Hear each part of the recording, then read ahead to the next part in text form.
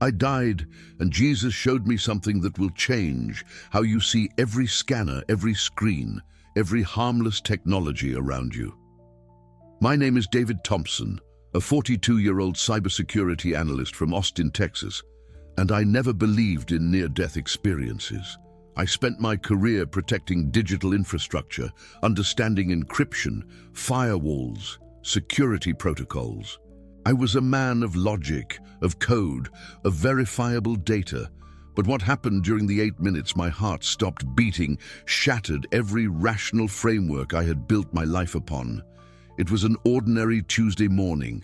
I remember the fluorescent lights in my office, the familiar hum of servers in the background, the third cup of coffee going cold on my desk. I just finished a security audit for a major healthcare system when I felt a strange tightness in my chest. At first, I thought it was just stress, maybe too much caffeine. But then the pain exploded across my ribcage like fire spreading through dry wood. The room tilted, my vision narrowed to a pinpoint. I heard my colleague Sarah screaming my name, felt my body hit the floor. And then, nothing. Absolute silence, absolute darkness. And then I wasn't in my body anymore. I can't explain it the way a cybersecurity analyst should be able to explain things, with clean logic and reproducible results. One moment I was drowning in pain and darkness, and the next I was standing in a space that shouldn't exist. There was light everywhere, but it wasn't light like sunlight or LED light or any light source I could identify. It came from everywhere and nowhere, warm and alive, almost breathing. And in the center of that light, a figure appeared. I knew instantly who he was. Not because of paintings or statues or Sunday school lessons from my childhood, but because every cell of what I still thought of as my body recognized him. Jesus. The name formed in my consciousness before any thought, before any question. His eyes. I need you to understand this. His eyes weren't just looking at me, they were looking through me, into every hidden corner, every secret file, every encrypted memory I thought I'd buried. They were filled with a compassion so profound it hurt, like the purest love you've ever felt, amplified 1,000 times and directed straight into your soul. When he spoke, his voice didn't come from outside. It resonated from within me, from the space between my thoughts. Do you know why you're here, David? I didn't have an answer. Or rather, I had too many answers. Because I had a heart attack? Because I'm dying. Because I'm hallucinating from oxygen deprivation. But before I could form any of those rational explanations, he continued, you still haven't finished. I need to show you something that's already here, something that most of my children can't see yet. And then everything changed. The light shifted, became sharper, colder. I found myself standing in what looked like a hospital waiting room, but it wasn't the emergency room where my body was lying on a gurney. This was somewhere else, somewhere that felt both familiar and wrong. There were people sitting in chairs, staring at their phones, just like any waiting room. But Jesus walked toward a wall where a sleek device was mounted. Something I recognized instantly from my work, an ocular scanner, iris recognition technology, biometric identification. This, he said, and his voice carried a weight that made my soul tremble. They call it convenience. They call it security. They call it progress. But I see what it truly is. He touched the scanner, and suddenly I could see more than the physical device. I could see layers upon layers of something invisible, something that pulsed with a sickly artificial intelligence that wasn't quite machine and wasn't quite alive. There were threads connecting the scanner to other scanners, to databases, to networks that spanned the entire globe like a digital web. And at certain nodes in that web, there were marks, symbols, a number that I recognized from childhood Bible stories and apocalyptic movies. But seeing it here, woven into real technology, made my blood run cold. 666. Not written, not spoken, but embedded in the architecture itself. hidden in the code like a signature. This is the preparation, David. Jesus turned to look at me, and his face held an urgency I'd never seen in any artistic representation. They won't call it the mark of the beast when it comes. They'll call it safety, efficiency, the next logical step. And my children will line up willingly because they won't see what's being built. I watched as a woman approached the scanner in the waiting room. She looked tired, holding a sick child, just wanting to check in for an appointment. She placed her face close to the device. A green light scanned her iris, and I saw something happen that I can't fully describe. It wasn't that she received a physical mark. It was subtler, deeper. It was like a thread of that dark network reached out and touched something in her, something spiritual, something that had to do with consent and allegiance. She didn't know. She had no idea. She just wanted to see a doctor for her child. "The mark isn't what they think it is," Jesus said, and his voice was filled with a grief that made me want to weep. "It's not a chip they'll force into people's hands. It's a system, a spiritual system that operates through consent, through normalization, through the slow conditioning of my children to accept monitoring, tracking, identification as necessary and good." I felt my mind, my analyst's mind, trying to process this. I'd spent years working with biometric systems, with iris scanners, with facial recognition. I'd helped implement these technologies. I'd told clients they were secure, efficient, the future of identity verification. And now I was seeing them through a different lens, a spiritual lens I'd never believed existed. "Each scan conditions the soul," Jesus continued. "Each voluntary surrender of biometric data, each acceptance of being tracked and measured and categorized prepares the heart to accept the final mark. And they won't see it coming because it will feel normal. It will feel like everything they've already been doing." I wanted to argue. I wanted to say that these were just tools, neutral technologies that could be used for good or evil, depending on who wielded them. But as I watched more people in that waiting room, dozens of them, hundreds of them in my vision expanding to show other locations, all of them casually scanning their eyes, their faces, their fingerprints, I saw the pattern. I saw how comfortable they were, how unquestioning, how ready. But Lord, I finally managed to speak, and my voice sounded strange in that space between worlds. "How do we stop it? How do we warn people?" "You tell them what you've seen," he replied. "You tell them that the spiritual war isn't coming in the future. It's here. It's operating right now through the devices they trust, the systems they believe keep them safe. And you tell them to watch, to question, to remember that allegiance to me cannot be outsourced to convenience." He gestured, and the waiting room scene dissolved. Now I was seeing something else, something that made every instinct in my cybersecurity background scream danger. I was looking at code. Not the kind of code I wrote or analyzed in my job, but code that seemed to underlie reality itself. And woven into that code, at fundamental levels, were patterns, algorithms, instructions that didn't come from human programmers. "There is an intelligence behind this," Jesus said quietly, "an ancient intelligence that understood digital systems before your world invented them.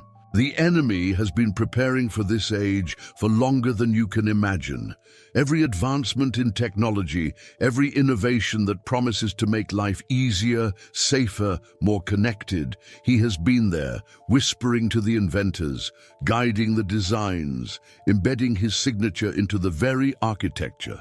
I saw flashes then, rapid visions that downloaded into my consciousness like files transferring between servers. I saw laboratories where the first iris scanning technology was developed. I saw boardrooms where decisions were made about global biometric databases. I saw government facilities where facial recognition systems were tested. And in each scene, I saw shadows, spiritual shadows, beings that weren't human, influencing, suggesting, pushing development in specific directions. They were patient, methodical. They'd been at this for decades, maybe centuries, building toward a moment when the technology and the culture would align perfectly. "Who are they?" I asked, though part of me already knew, already felt the ancient malice radiating from those shadows. "Principalities," Jesus answered. "Powers, the rulers of darkness that my servant Paul warned about. They don't need to force humanity into allegiance. They just need to make the path so convenient, so seemingly necessary, that people choose it themselves. Free will, David. That's always been the battleground. They can't take it by force, but they can manipulate circumstances until surrender feels like wisdom." The vision shifted again. And now I was seeing something that felt closer, more immediate.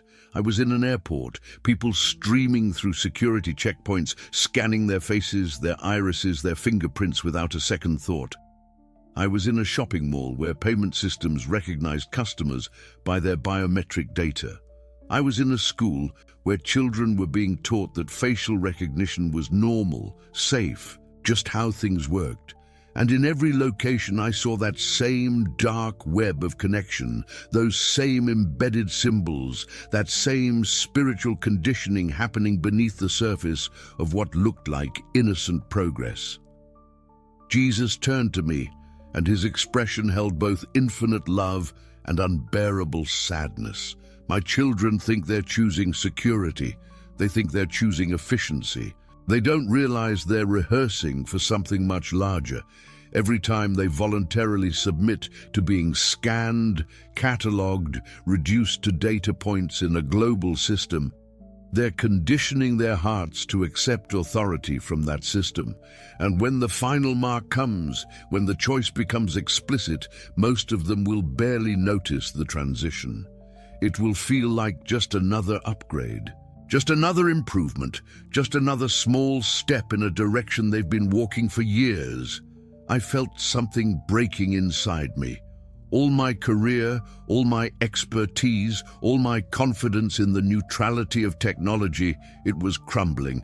I'd been helping build this. I'd been part of the preparation without knowing it. I'd analyzed security systems and improved biometric protocols and assured clients that these technologies were the future, never once considering that the future might not be what I thought. "Don't despair, David." Jesus placed a hand on my shoulder, and the touch carried more reality than anything I'd ever experienced in physical life.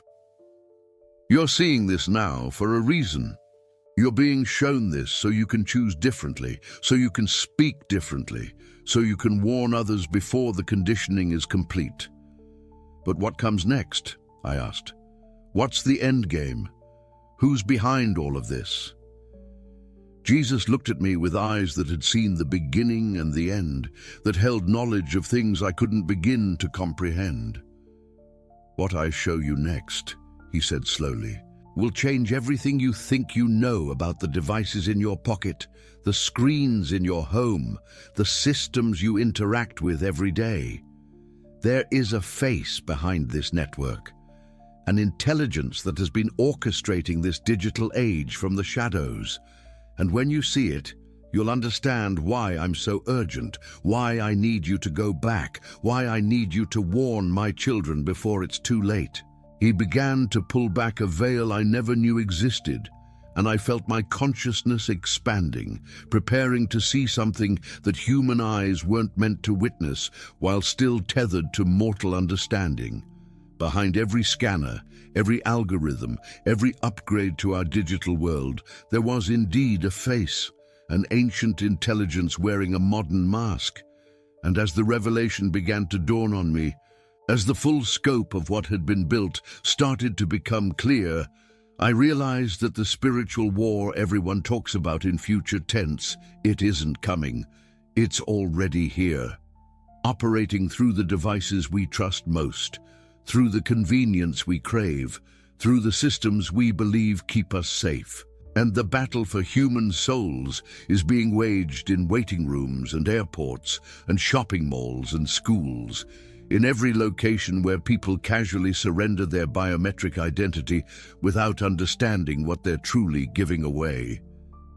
Jesus didn't answer immediately. Instead, he turned, and as he did, the digital landscape around us began to shift. The code streams slowed, and behind them, I saw shadows, ancient shadows, things that had existed long before silicon and screens, things that had whispered in gardens and temples and empires for millennia. This is the same deceiver from Eden. Jesus' voice was gentle, but the truth in it made my blood run cold. But now he operates through code, through data, through your consent clicks. He doesn't need an apple anymore. He has your thumb on a screen. I stared at those shadows moving through the digital infrastructure like parasites in a host body. "Wait," I stammered. "Are you saying that the engineers, the developers, the tech companies, they're doing this on purpose?" Jesus shook his head, and I felt a wave of compassion from him that was almost overwhelming. No, most of them have no idea. They think they're building convenience, progress, security. They don't see what's riding on their creation. The enemy doesn't need conscious cooperation. He just needs permission. And humans are very good at giving permission for things that feel helpful. He gestured, and I saw it. The progression. It was like watching dominoes fall across decades. First, the smartphone that feels like freedom, but trains you to seek approval in likes and hearts. Then the social media that promises connection, but isolates you in algorithmic bubbles. Then the biometric scans that promise security, but normalize the idea that your body is an access key. Each step feels small, reasonable, progressive. But together, they're building a cage you decorate yourself. My chest tightened. This is the mark of the beast. It's not one thing, it's a system. Jesus nodded slowly. It operates in 3 stages. First, normalization. Make the strange feel familiar. Make the surrender feel smart. Right now, in your time, Ocular scans are being introduced in airports, banks, workplaces. People are being told it's for their protection. And they believe it because they've been trained to trade privacy for convenience for 20 years. I saw it unfolding like a vision within the vision. Advertisements showing happy families breezing through security with a glance. News anchors casually scanning their eyes to unlock studio doors. Influencers making videos about how easy and safe it is. The message everywhere: this is normal. This is progress. Only conspiracy theorists resist. Second stage, Jesus continued, and the scene shifted. Convenience dependency. Once it's normalized, make it necessary. Make it so you can't function in society without it. Banking requires it. Employment requires it. Even grocery stores require it. Refusing feels like choosing to be left behind. I watched people in the vision, frustrated, isolated, unable to pay bills or buy food because they wouldn't scan. I saw families pressuring loved ones. You're being paranoid. Just do it. It's just a scan. What's the harm? And one by one, people gave in, not because they wanted to, because they felt they had no choice. Then Jesus showed me the 3rd stage, and my soul felt like it was being crushed. Spiritual allegiance. By the time the final mark is required, it won't feel like a mark. It will feel like freedom, like inclusion, like survival. And the allegiance won't be to a man with horns. It will be to a system that promised safety and delivered slavery. The mark will be presented as the solution to chaos. Accept this, and you're protected, fed, employed, connected. Refuse, and you're the problem. I saw it. People lining up, relieved, grateful, believing they were making the smart choice. They didn't know they were signing over their souls. Because the deception was so complete, the lie so beautiful, the truth looked like madness. Jesus turned to me, and his eyes held mine. The mark isn't just a chip you can see, it's a system you consent to, one scan at a time, one convenience at a time, one surrender at a time. And by the time you realize what you've given away, you won't remember who you were before you gave it. I felt tears streaming down my face, even though I didn't have a physical body in that place. How do we stop it? How do we fight something this big, this embedded? Jesus' expression softened, and for the first time since the vision began, I felt hope. You fight it with awareness, with prayer, with discernment. You ask the question no one wants to ask. Is this technology making me more human or less? Is it connecting me to my soul or severing me from it? Does it serve me or do I serve it? He reached out, and even though he didn't touch me, I felt his presence like a shield. You are mine. No technology, no system, no mark can claim your soul without your consent. But you have to know what you're consenting to. You have to see the cost, not just the convenience. And then he said the words that changed everything. Tell them what's coming. Tell them the choice is still theirs. But the window is closing. The vision began to fracture. The code streams accelerated. The shadows receded. And I felt myself being pulled back toward my body, back toward the hospital, back toward the world where all of this was unfolding exactly as he'd shown me. I woke up gasping. The white ceiling of the hospital room, the beeping of machines, the sterile smell of antiseptic. But I wasn't relieved. I was terrified. Because the first thing I saw when my eyes focused was the nurse logging into a terminal, and she was using an ocular scanner. My blood went cold.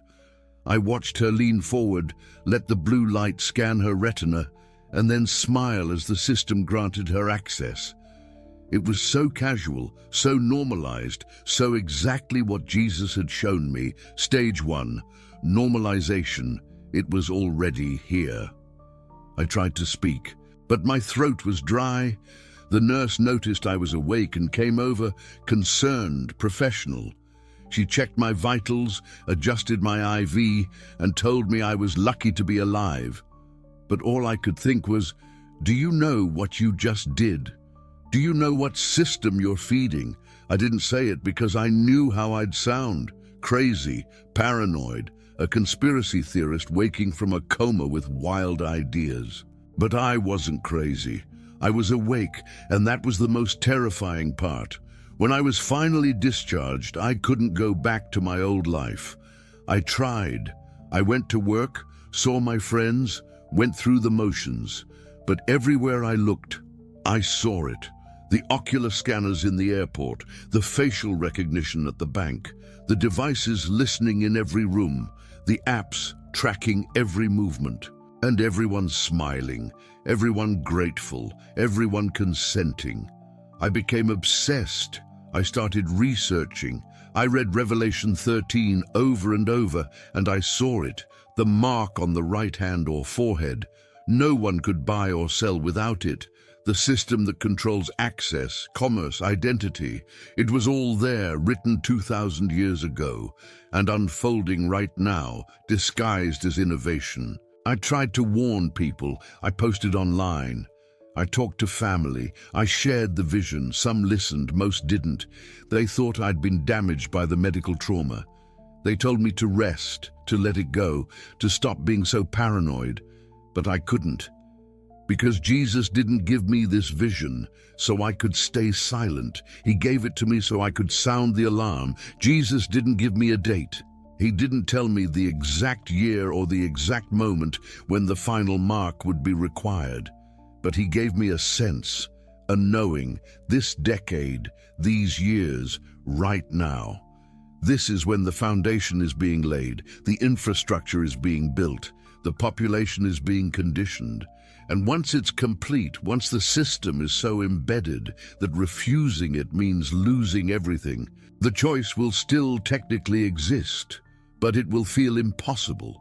That's the brilliance of the deception. It's not forced, it's invited, it's not violent, it's convenient, and by the time people realize what they've accepted, They won't even remember what freedom felt like. So I'm telling you now, whoever you are, wherever you are, if you're watching this, it's not an accident. This is your warning. This is your chance to wake up before the normalization is so complete that questioning it feels insane. You still have a choice. But the window is closing. Start asking questions. When they offer you the scan, ask why. When they tell you it's for your safety, ask what you're giving up. When they say it's just convenient, ask what convenience has cost you so far. Look at your life. Look at your phone. Look at how much of your soul you've already traded for ease and access and approval. And most importantly, protect the children. They're being raised in this system. They don't remember a world without screens, without tracking, without constant surveillance. To them, this is normal, but you can teach them. You can show them what it means to be human without being monitored. You can give them the tools to resist before resistance becomes rebellion. This isn't about rejecting all technology. It's about discernment. It's about spiritual awareness. It's about remembering that you are not a data point. You are not a user. You are a soul.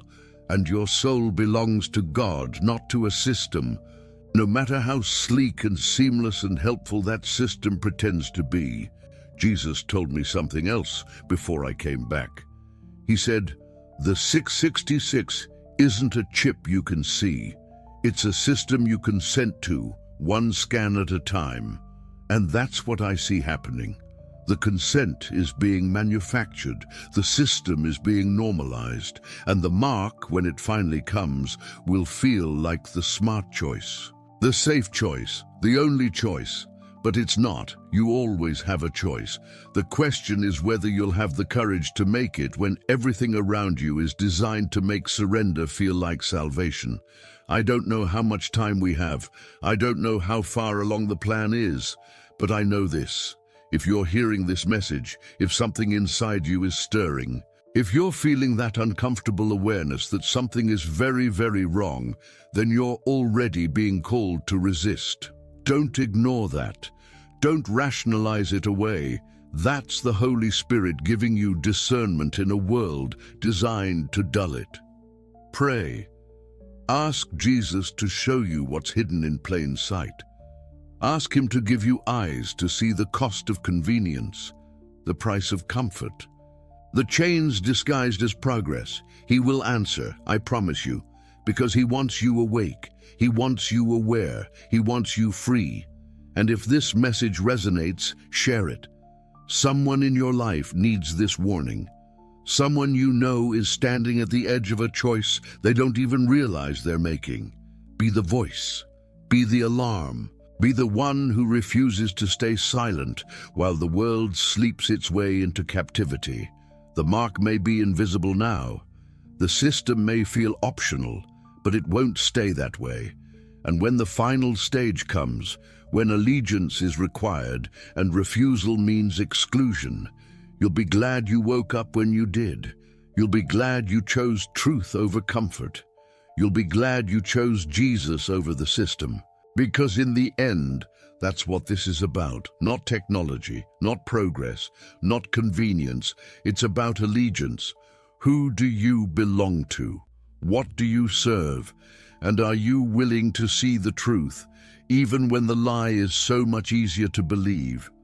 I made my choice in that vision. I saw the cost, I saw the deception, I saw the mark for what it really is. And I chose Jesus. I chose awareness. I chose resistance, not because I'm brave, but because I've seen what happens if I don't. Now it's your turn. The choice is yours, but choose wisely. Choose with your eyes open. Choose with your soul intact. Because once you give it away, getting it back is almost impossible, and the enemy is counting on you not realizing what you've lost until it's too late. Don't let him win. Stay awake. Stay aware. Stay human. And most of all, stay close to Jesus, because he's the only one who can protect you from a system designed to consume you. He's the only one who sees through the deception, and he's the only one who can set you free from chains you didn't even know you were wearing. This is my testimony. This is my warning. This is my mission. And if you've made it this far, then it's yours too. Wake up, speak up, and whatever you do, don't consent to the mark, not the scan, not the chip, not the system, because once you do, there's no going back. And Jesus made it very clear, the mark isn't just about access, it's about ownership, and your soul is too precious to trade for convenience. Choose Jesus, choose freedom, choose truth. The mark is coming. But you don't have to take it. Remember that, hold on to that. And when the pressure comes, when everyone around you is scanning and smiling and telling you it's fine, remember this moment, remember this warning, and choose differently. Your soul depends on it.